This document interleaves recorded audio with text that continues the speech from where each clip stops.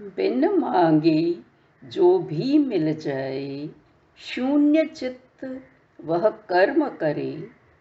साधारण जन सा न कभी मानापमान का ध्यान धरे। छोटा बड़ा कोई भी काम हो, कृष्ण को सब मेहमानों के पैर धोने का काम दिया गया था, वो भी उन्होंने कर लिया। उन्हें कोई अपमान नहीं लगा। मन में अहम भाव जिसके, ना करके भी वो करता है। निरहंकारी करता दिखता, फिर भी कुछ ना करता है। जिसका चित्त ना करता है अब ध्यान कर्म की चेष्टा भी। वैसे ध्यान कोई कर्म नहीं है, लेकिन फिर भी जनभाषा में उसे कर्म मान लिया जाता है। तो भी वो उस कर्म को भी नहीं करता। सारे ध्येयों को जब छोड़ा, रहता ध्यान कर्म में ही, ध्यान में ही रहता है। सजग वर्तमान के काम में, जो भी वर्तमान में है। खाली तो खाली, सामने कुछ आ गया तो कर लिया। बाह्य जगत को ही जो देखे, कैसे आत्मा दिखे उसे। बुद्धिमान झांके अंतस में, आत्मा ही सब और दिखे। बाहर हम देखते रहेंगे तो अंदर देखने का समय ही कब मिलेगा। आत्मा दिखेगी ही कैसे कि मैं कौन हूँ। इंसान कैसे सोचेगा। स्वतंत्रता से ही सुख मिलता, स्वतंत्रता देती संतोष। स्वतंत्रता से निवृत्ति मिलती, स्वतंत्रता से मिलता मोक्ष। अब आप कहेंगे स्वतंत्रता कहाँ से आ गई। सबसे पहली चीज है स्वतंत्रता। दूसरों से तो स्वतंत्रता है ही, कर्म आदि से भी स्वतंत्रता हो गई, लेकिन अपने मन से स्वतंत्रता। मन के चलाए नहीं चल रहे, कल्पना के दौड़ाए नहीं दौड़ रहे, वही सही स्वतंत्रता है। बस हम देखें अंतस में, और तब जो हमें लगे वो करें। उससे ही सब मिलेगा। शांति, संतोष, बंध मुक्त होना और मोक्ष। मुक्त कल्पना, मुक्त बुद्धि, वह धीर किसी से बद्ध नहीं। दूसरों से ही बंधा हुआ नहीं होता, अपनी ही कल्पना, अपनी ही बुद्धि, मन किसी से भी बंधा हुआ नहीं होता है। तभी वह कहीं खेल खेले भोगों के, रहे गुफा में शांत कहीं। हमें अंदर से एक भावना उठी तो वो खेलने भी लगा, मनोरंजन करने लगा, और नहीं तो शांत ध्यान में बैठ गया। बैठे सोए आए जाए, या फिर बोले या खाए, जग व्यवहार करे, उनमें भी शांत बुद्धि सुख ही पाए। उस सब का मतलब स्वतंत्रता का ये नहीं कि वो जग के व्यवहार नहीं निभाएगा, वो तो सब करता ही रहेगा वो। पर क्यों? क्योंकि उसमें भी सुख मिलेगा उसको। सब कुछ सही है तो सुख ही देने वाला है। प्रकृति नहीं नाना रूपों में स्फुरित आत्मा ही दिखती। कैसे हर्ष विषाद रहें, कैसे बंधन, कैसे मुक्ति। जैसे ही वो बाहर नजर करता है उसे प्रकृति दिखाई देती है, उसमें भी तो आत्मा ही है। वो देखता है जैसे मुझ में आत्मा है वैसे ये भी आत्माएं ही हैं। तो कैसे तो वो दुख सुख में बंधेगा, कैसे मुक्ति की भी सोचेगा। नहीं क्षुब्ध विक्षेपों में भी, ना समाधि में है ध्यानस्थ। जड़ता में भी नहीं मूढ़ वह, पंडिताई में ना पंडित। हमें तो जरा भी विक्षेप होता है, किसी ने आवाज कर दी, हम चिल्लाने लगे, ये क्या है, हमें कुछ करने ही नहीं देते। समाधि में बैठे तो ध्यान में जैसे खो गए हो, भले ही वो अंदर हमारी कल्पनाएं चल रही हैं, लेकिन नहीं, वो ऐसा नहीं करता। कभी कभी बिल्कुल मूड जैसी बात करता है, ऐसे ही सबके साथ बैठे हैं यूं ही कर लिया। हाँ, कभी कभी वो भी पंडिताई बघारने लगता है, लेकिन अंदर से न वो पंडिताई बघार रहा है और न मूड है। वन प्रदेश की और न दौड़े, ना जनपद की चाह रखे, जहाँ कहीं हो शांत बुद्धि, वो वैसा का वैसा ही रहे। चाहे मूड दिखे, चाहे पंडित दिखे, चाहे ये दिखे कि वो जंगल की तरफ जा रहा है ध्यान करने, या ये दिखे कि वो संसार में आ रहा है मनोरंजन कर रहा है, लेकिन नहीं, ऐसा नहीं है। वो वैसा का वैसा ही है। ज्ञानी बनने के बाद जहाँ भी है शांत आनंदित है। अष्टावक्र बोल चुकी जो कुछ उन्हें बोलना था।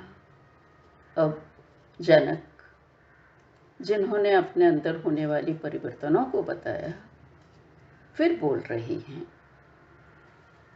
नानाविध आध्यात्मिक राहें शूल बनी थी हृदय में, तत्व ज्ञान की एक सुई ने दिया निकाल उन्हें पल में।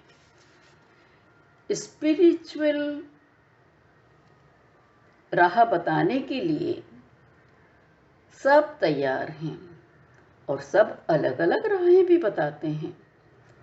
वो ऐसा कांटा चुभा हुआ था, जनक कह रहे हैं, मेरे दिल में कि मैं को शांति नहीं मिल रही थी, लेकिन आपने हे गुरु जो मेरे को ज्ञान दिया, ज्ञान का सार बताया, बस उसने एक क्षण में ही उस कांटे को निकाल दिया है। अब मैं जानता हूँ निज महिमा में स्थित हूँ मैं, अनुद्वेग उद्वेग कहाँ, आत्मान आत्मा रही कहाँ अब, अशुभ या कि शुभ रहे कहाँ। अब न मुझे कोई आत्मा से मतलब है, न अनात्मा से मतलब है, शुभ अशुभ, अच्छा बुरा कुछ भी हो, अब मेरे दिल में कोई बात नहीं उठती। निज महिमा में स्थित हूँ मैं, कहाँ समाधि लय है कहाँ, कहाँ मृत्यु और कहाँ है जीवन, लोक और परलोक कहाँ, इनके विषय में भी नहीं सोचता। रूप मेरा तो रहा निरंजन, शून्य कहाँ नैराश्य कहाँ, पंचभूत और देह कहाँ अब, मन और इंद्रिय रहे कहाँ। अब तन मन कुछ भी नहीं बचा, खाली दिमाग रखो वो भी नहीं बचा, निराशा आ गई वो भी नहीं बचा, तो कुछ भी नहीं रहा, जो जैसा है वैसा है।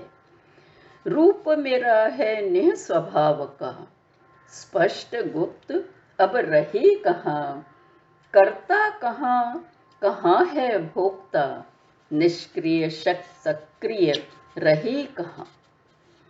रूप मेरा तो सदा विमल है, कम ज्यादा अब रहे कहाँ, कहाँ ज्ञाता है ज्ञेय कहाँ, ज्ञातव्य ज्ञान भी रहे कहाँ। जिज्ञासा लेके मैं आपके पास आया था कि मुझे ज्ञान दो, मैं जानूं, कौन सी जानने लायक चीज़ है वो मुझे बताएं, लेकिन नहीं, अब उन सब की कोई ज़रूरत ही नहीं रह गई है, उन सब का कोई अर्थ ही नहीं रह गया है। रूप सदा ही मेरा निर्मल, जीव कहाँ है ब्रह्म कहाँ, कहाँ माया संसार कहाँ है, रति विरति भी रही कहाँ, कुछ भी नहीं है, सब एक ही है, वही है। रूप मेरा कुछ भी न उठाता, हाँ और ना अब रहे कहाँ। मुझे किसी कार्य में, किसी चीज में हाँ और ना नहीं बोलना है, मन में ही नहीं आता। कहाँ एक या दुई कहाँ है, और कहूँ क्या, कहो यहाँ। अरे न तो कोई अकेला यहाँ है परमात्मा जैसा, या कि द्वैत है, द्वैत अद्वैत के भी झगड़े नहीं रहे।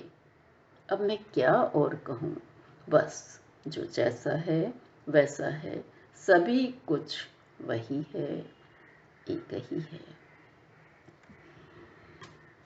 बस देखा जाए तो ये संक्षिप्त रूप अष्टावक्र का सब बता देता है। वैसे इसको कितना भी बड़ा पढ़ें, जब ओरिजिनल किताब पढ़ते हैं बहुत उसमें खो जाते हैं। बहुत अच्छी तरह से अष्टावक्र ने समझाया है। मैंने ये आपको सुनाया, जो कुछ लिखा वो किस लिए, इसलिए कि अष्टावक्र किताब गीता को किसी धर्म विशेष के साथ जोड़ना न्याय संगत न होगा। किसी एक धर्म की पुस्तक मत मान लीजिएगा। यह तो मानव जीवन का काव्य है, धर्म की उन्मुक्तता है, देश काल और जाति से परे जीने की कला है, किसी से बंधा हुआ नहीं है। यह अष्टावक्र का उपदेश उत्तुंग शिखर है यह जीवन का। धर्मांधता, परंपरा, रीति नीति के सारे बंधनों का यहाँ कोई काम नहीं। योग्य अयोग्य का विवेचन नहीं, भला बुरा कुछ भी तो नहीं है। बस सुखपूर्वक कैसे जिएं, केवल यही बात इसमें दर्शाई गई है। चिर पुरातन होते हुए भी चिर नवीन है यह काव्य। एक क्षण को भी तो ये नहीं लगता कि यह आज के युग के लिए नहीं लिखी गई थी। मानव को व्यक्तिगत रूप से इतना महत्व शायद इस अकेले काव्य ने ही दिया है। परिवार, समाज, राष्ट्र की तो बात ही नहीं उठाई। व्यक्ति की अपनी सत्ता है, वह कैसे सतत हमेशा आनंदित रहे, शांत रहे, इसका ही मंत्र फूंका गया है, पर कान में नहीं। सार्वभौमिक सत्य को क्या कोई छिपा सका है? तो ऐसा प्रयत्न ही क्यों?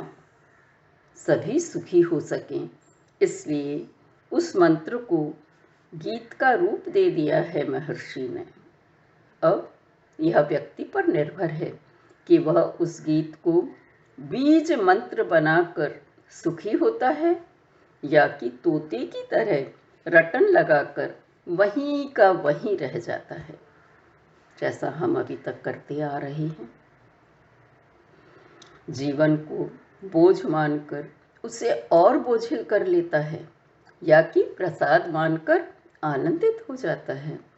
सारा दायित्व स्वयं व्यक्ति का है। सुखी है तो भी और दुखी है तो भी वो किसी और को दोषी नहीं ठहरा सकता। इसमें देश काल परिस्थिति का कोई योगदान नहीं, व्यक्ति की मनस्थिति ही सब कुछ है। जनक को आलंबन बनाकर संसार के प्रत्येक व्यक्ति के प्रति यह गीता अष्टावक्र ने कही है। दूसरों की स्वतंत्रता पर आघात किए बिना अपने भाव, विचार व कर्म की भी स्वतंत्रता कैसे बनाए रखें, इसका व्यवहारिक प्रस्तुतिकरण अत्यंत सहजता से यह आध्यात्मिक ग्रंथ गीता ही कर पाई है। कहीं कोई उलझाने वाली बात नहीं।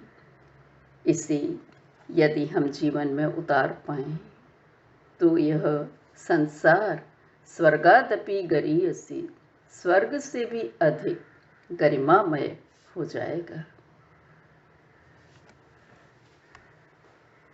धन्यवाद।